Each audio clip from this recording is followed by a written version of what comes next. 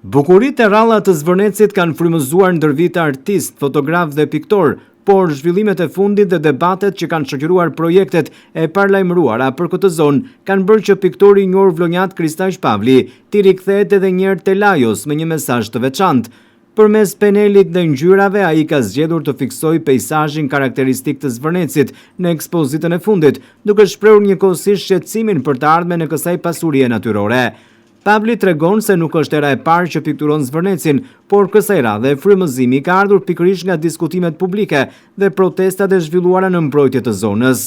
Sipas tij, Zvërneci është një nga vendet më të bukura dhe më të veçanta të Bregdetit shqiptar, një hapësirë ku natyra ka ruajtur ende ekuilibrin e saj dhe ku biodiversiteti përbën një pasuri të pasvendësueshme.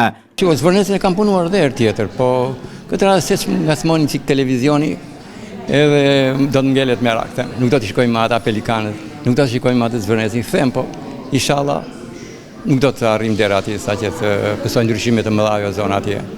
Është e rrallë, është e bukur.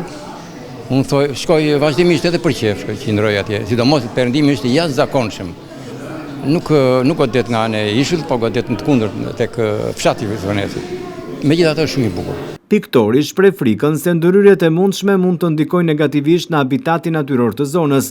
Ai thotë se një nga arsyet pse viziton shpesh Zvërnecin është pikërisht mundësia për të parë flamingot dhe pelikanët, shpend që japin lagunës një bukuri të rrallë. Pavli shpreson që zhvillimet e ardhshme të mos cënojnë këtë ekosistem dhe që zona të vazhdojë të mbetet e paprekur. Për të, Zvërneci nuk është thjesht një peizazh për t'u pikturuar, por një vend që fal qetësi, frymëzim dhe emocione të veçanta. Ai e cilëson perëndimin e diellit në këtë zonë si një nga spektaklet më të bukura që ofron natyra, një moment që ndryshon çdo ditë dhe që nuk përsëritet kurrë njësoj. Edhe pse ka pikturuar disa herë ndër vite, Pavli thotë se Zvërneci nuk shteron kurrë si burim frymëzimi.